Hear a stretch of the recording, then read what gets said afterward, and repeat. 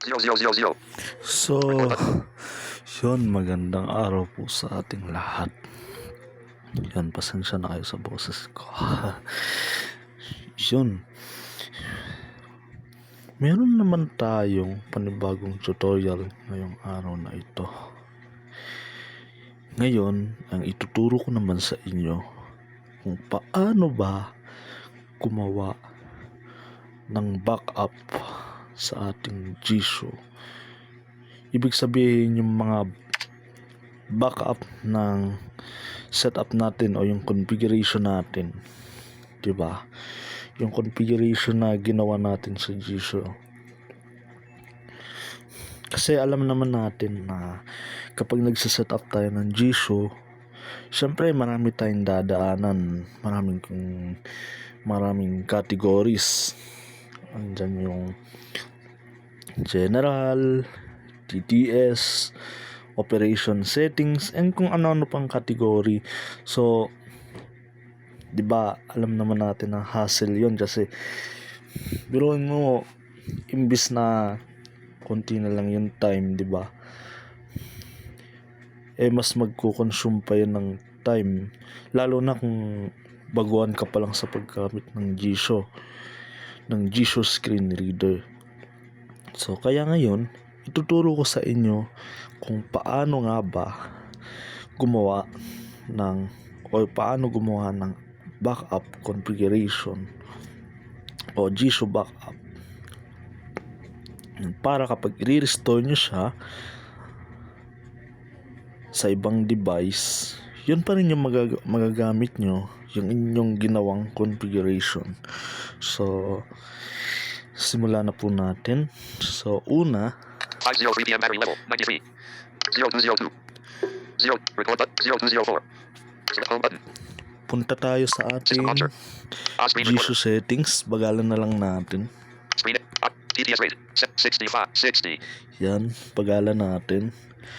Punta tayo sa Jisoo settings. Patch by Sachin Maria Telegram.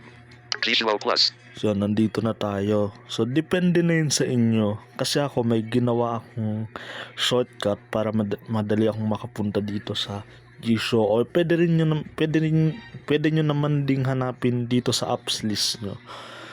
Yun, punta lang kayo dito sa Jisoo Plus. Tapos, hanapin nyo tong advanced settings. 20. Tap the general feed reading note advanced settings. Tapos, dito sa advanced settings, hanapin nyo tong Profiles, resource map, backup, language setting, backup and restore. backup and restore. Backup and restore. Dyan. Pagdating dyan, maraming option dito. Backup and restore. Pero, isa lang ang hahanapin natin dito. Swipe left tayo. Export all. Yan. Yan yung hahanapin natin. Restore from export all. Yan. Export all. So, i-click lang natin yan. Or double tap. This will export all Jisoo settings and files to jisoo.zip to be imported on the new phone. Please avoid sharing the exported archive with others because it contains your own data, including your login info. So, lahat dito masasave. Pati yung inyong clipboard. O kung may mga binackup man kayo dito na password nyo sa inyong mga account. Kaya make sure lang na kayo lang ang nakakaalam ng inyong configuration. O kung ibibigay nyo man sa iba yung inyong configuration ng Jisoo, make sure na i-save nyo muna yung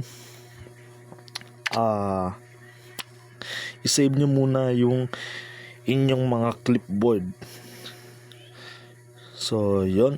So, sorry. 5:05 PM. So, i-click lang natin tong OK button. okay. Double tap natin. Please wait. So, hintayin natin.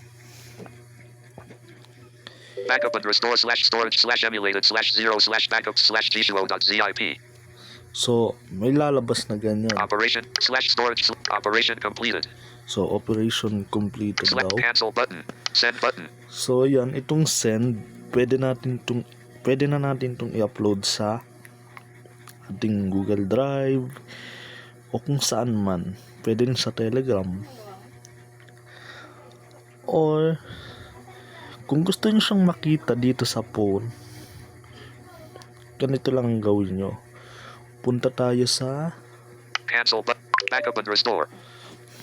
Home button. File System Manager. launch. Device info. Download. Envision. ETF. Clear. File manager. File manager. Not selected storage tab. Yan, dito Storage. tayo. Storage. Back camera. Backups. DCI. Document. Back camera selfie. Backups 0505 PM 1 item. Dito sa backup folder. Pasok tayo dyan. Create button. Tapos, Back button. Gsuo.zip 0505 PM 16.34 MB. yan, ito na yung ginawa nating backup. So, yun lang, and sana may natutunan kayo sa ating ginawang tutorial.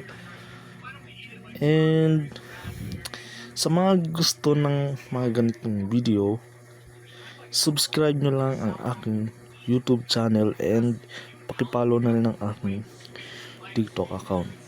So sa susunod, ang ituturo ko naman sa inyo kung paano ba i-restore yung ating ginawang backup. So yun lang naman, and God bless.